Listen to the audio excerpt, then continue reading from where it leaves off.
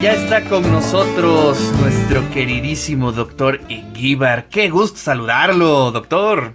Qué gusto saludarte a ti, Ricardo, y a todos los radioescuchas que están atentos seguramente al programa, como debe de ser.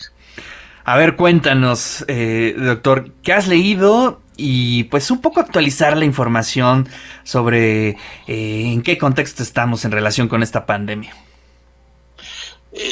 Bueno, pues estamos ya en la fase crítica, en la de máxima transmisión.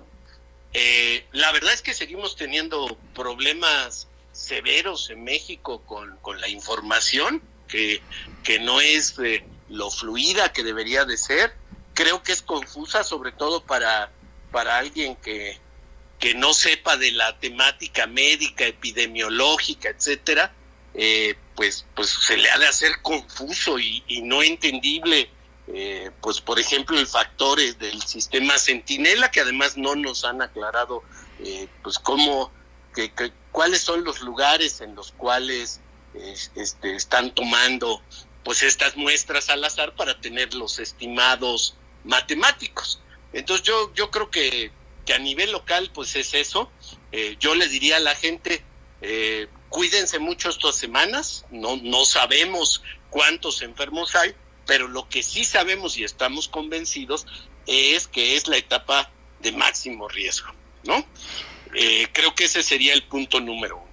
Y luego el punto que preocupa, si es que nos abrimos ya el 1 de junio, pues que la gente entienda que no es que el 1 de junio se acabó el virus, sino que, eso ya lo habíamos hablado, sino que en ese momento la tasa de contagios va a seguir, pero ya no pues, vamos a saturar los hospitales, aunque ayer ya el doctor López-Gatell aclaró que podría haber un rebrote, ¿verdad? ¿Y qué significa esto? Pues una nueva etapa de una transmisión alta que pues va a llevar a muchas personas a los hospitales. Lo que se esperaría en ese momento es que no se saturase, ¿no? Entonces ese, digamos, es en lo local.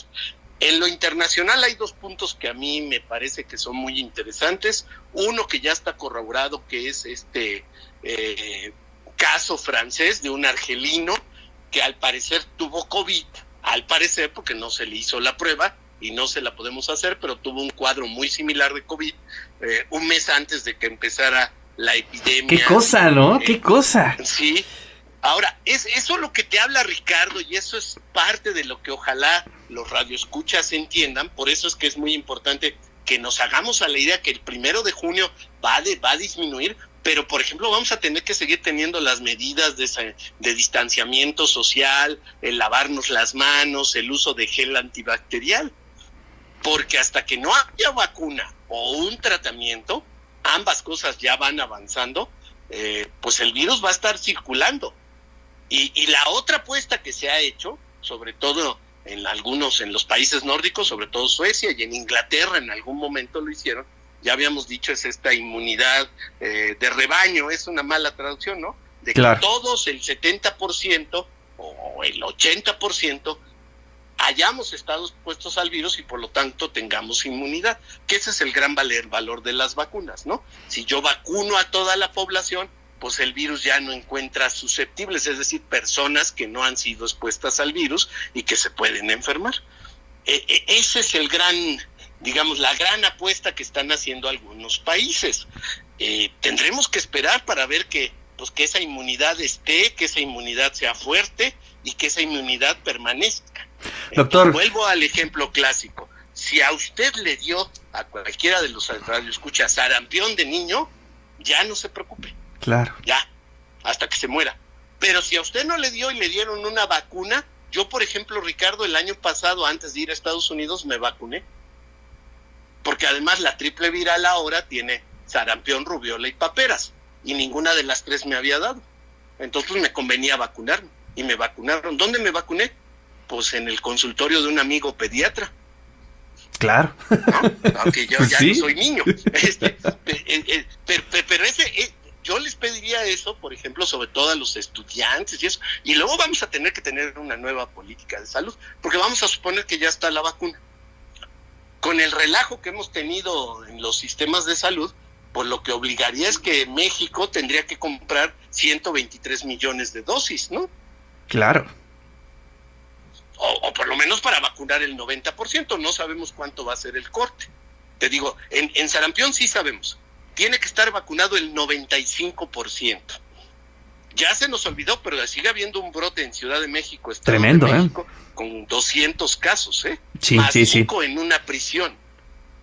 Que ahí ya no sabemos si hay más, porque pues ahora vivimos en el mundo de la información, ¿no? Entonces ahora tenemos mañanera, vespertina, nocturna y de medianoche.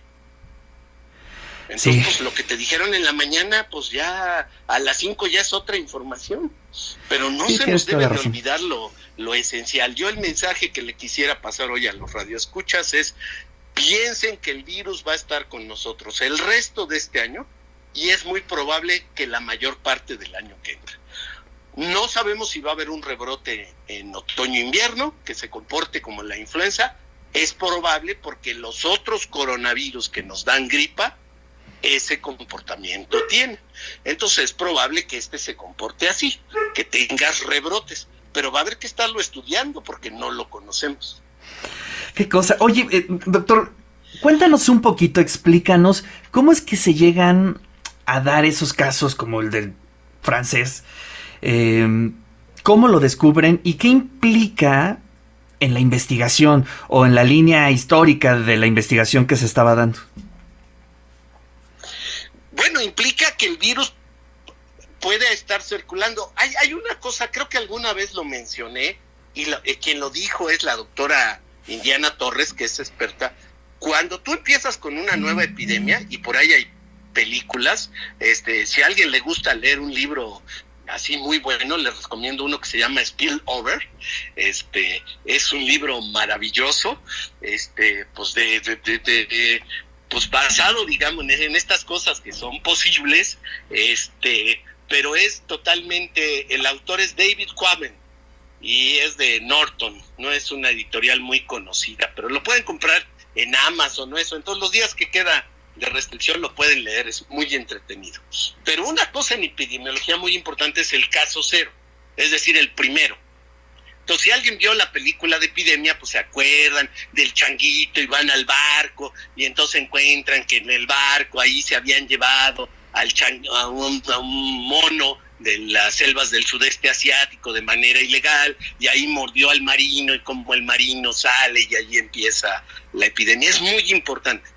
¿Te das cuenta que no tenemos caso cero hasta ahorita? El virus empezó en un mercado de mariscos en Wuhan, China. ¿Y claro, cuántos iban al mercado? Pues miles. ¿Y quién fue el primero? El que vendía los ostiones, el que vendía los murciélagos, esos que ya hemos visto videos, ¿verdad? Los sopletean nomás. Es de veras el pangolín. Sí hay evidencia biológico-molecular. Acaban de describir otra vez, sacaron otra vez el virus del coronavirus de unos murciélagos que habitan el sudeste de China, cuya homología, esto quiere decir qué tan iguales son al de nosotros, al SARS-CoV-19, que así es el virus, COVID es la enfermedad, tiene una homología del 97%, 97.6%. Entonces está claro, de ahí vino, de un murciélago. Ahora, ¿cómo pasó al humano? Te digo, ¿y cuál fue el caso cero? No lo sabemos. Como no lo sabemos, pues puede ser que hayan ido a comprar algo a China y se viene en el barquito como aquella película de epidemia. Y ahí se enfermó el primero. Llegó a las costas de París y vendieron, y argelino, dicen que junto de él había un lugar de sushi. Pues a lo mejor ahí llegó el atún o qué sé yo, con lo que hacen en el sushi, o el pulpo o lo que sea, y ahí se enfermó el primero. Ahora, como no sabíamos de COVID y lo que tenía era fiebre y síntomas respiratorios, pues le deben de haber puesto influenza, o quién sabe cómo hicieron el diagnóstico. Por eso es que es tan importante las pruebas.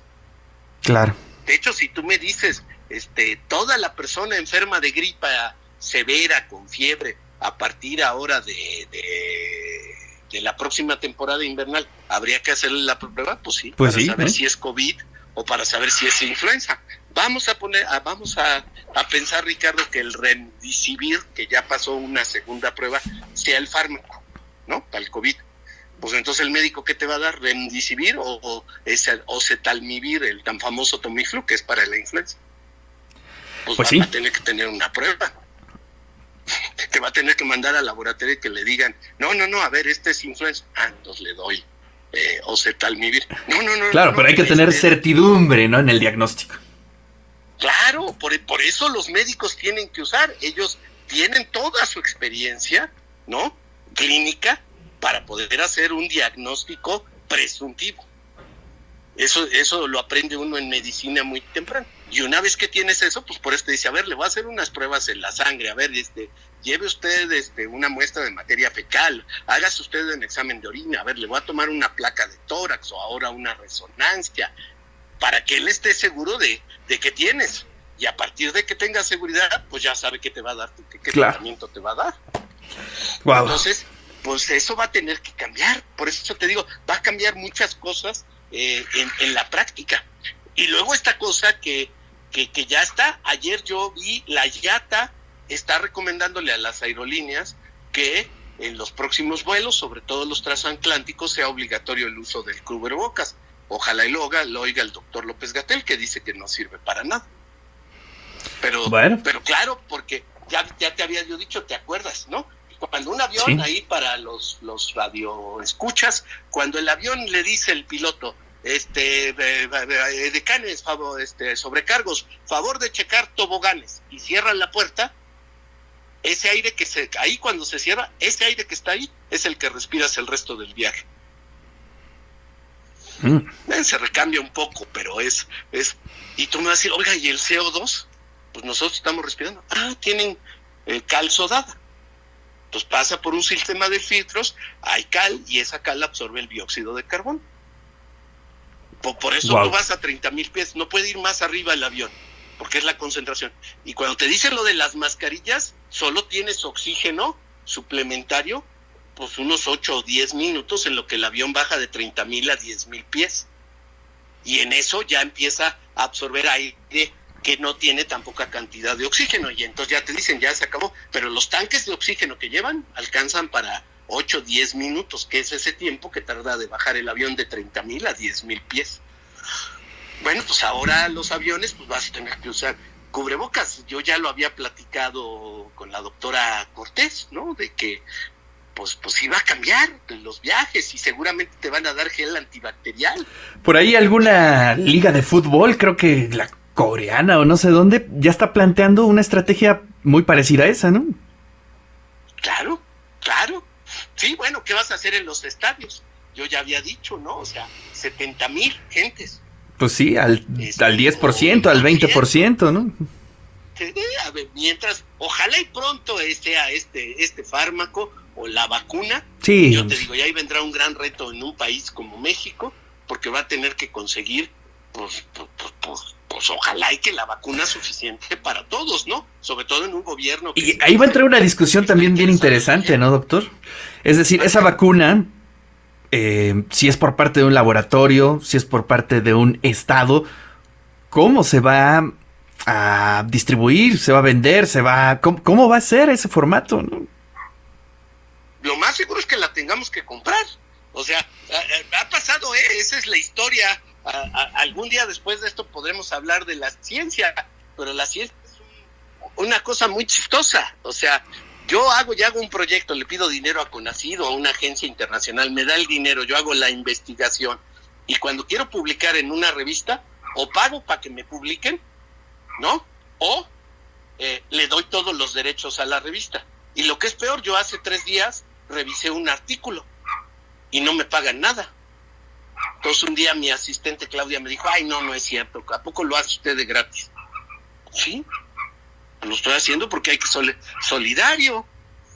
Oiga, pero le deberían de pagar. Yo veo que le busca a usted, baja artículos, pues le dedica tiempo, ¿sí?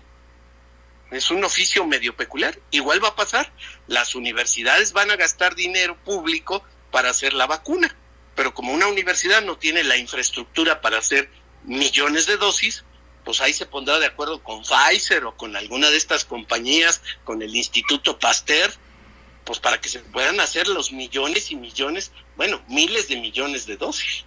Y entonces, pues lo más seguro es que las van a vender. Claro. ¿No? Entonces, bueno, pues ahí tiene, digamos, en este decálogo, lo que haya sido del presidente López Obrador, había algunas cosas que a mí me parecieron interesantes como planteamientos. Luego el desarrollo es muy malo, ¿no? Pero esto de que él decía tendría que cambiar a un sistema más solidario. Claro, bueno, pues es lo que cualquiera podría esperar, ¿no? Bueno, lo solidario va a ser que le entrara a la organización Melinda y Bill Gates. Claro. Ellos han financiado, por ejemplo, ya estábamos cerca de erradicar a la poliomielitis. Espero que no vaya a pasar lo que el sarampión. El sarampión que de pronto surge. ¿No? Pero ya estábamos muy cerquita. Doctor, ¿ya entraste a la calculadora del IMSS? Entré a la calculadora del IMSS que tú me sugeriste y es una herramienta interesante, úsenla. Se puede ver el riesgo que se tiene, pero ahí yo diría otra vez desde el punto de vista social, pues qué vamos a hacer con nuestros diabéticos, nuestros gorditos, nuestros hipertensos. 1.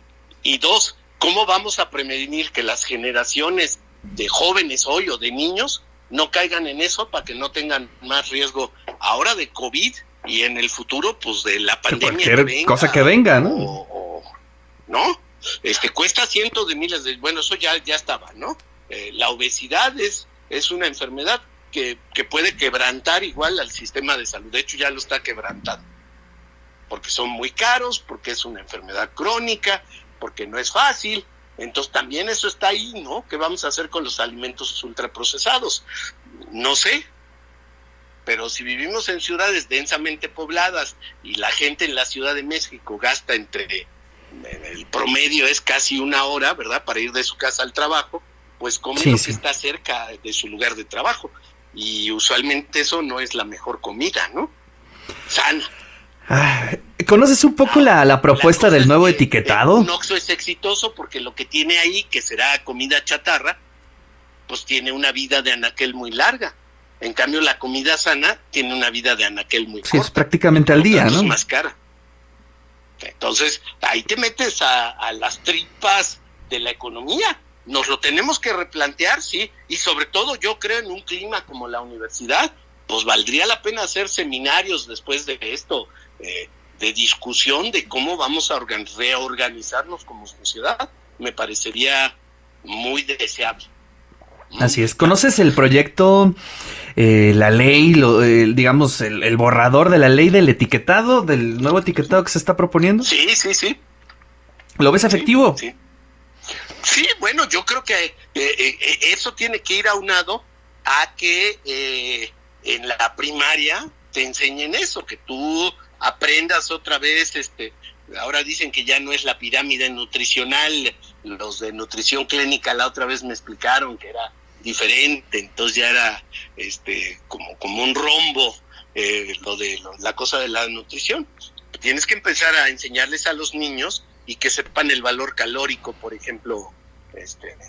Yo me acordé una vez en una conferencia que vi, no como frecuente, pero alguna vez me comí un Snickers, entonces pues ese tiene 2,200 calorías. Entonces, sí, no, el día que es una bomba. Snickers, hasta el otro día, adiós, si es que quieres tener una dieta de 2,500. Entonces, pues sí sirve, porque entonces cuando lo ves dices, caray, o el sodio. Para el caso de la hipertensión, México es un país de alto consumo de cloruro de sodio, de sal de mesa, sal común. Y está arraigado, ¿no? Digo, yo tengo estudiantes que antes de probar la comida le echan sal como si fuera queso, les digo. Sí, o la famosa tortillita con sal, ¿no? Una cantidad inverosímil de sal. Pues ese es un hábito que hay que cambiar. Entonces el que tú agarres unas papitas fritas, al cualquiera de estas frituras y le voltees la bolsa y te diga ahí tanto de sodio, pues ya te da.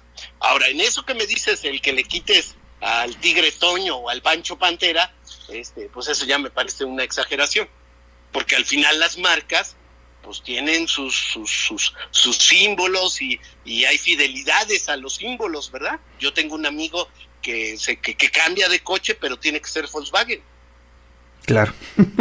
¿No? Y oye, ¿y por qué te salió? Es que mi papá usaba Volkswagen. Ay, ¿qué? Este es mejor. No. Yo uso... Fiel a la marca. Pues esa fidelidad a las marcas, pues es parte de lo que tenemos, ¿no? Entonces, a mí eso de quitarle los logos, pues, eso sí me parece una exageración. Que la información esté claramente puesta, desde luego puede ser de muchísima ayuda, pues para que uno pueda tener una decisión informada, ¿no? Claro. Doctor, pues muchas gracias. El mensaje final para la audiencia es, creo que este es el momento más crítico. Hay que reforzar y no relajar, ¿no? Exacto, hay que quedarse en su casa, en su departamento, donde viva, no salga al menos que sea extremadamente necesario, lo que queda de esta semana y la que viene. Y yo les reitero, sigan viendo, sí, la información local, pero refiéranse sobre todo a la página de la Organización Panamericana de la Salud. Ese tiene también información muy fidedigna, la están alimentando regularmente.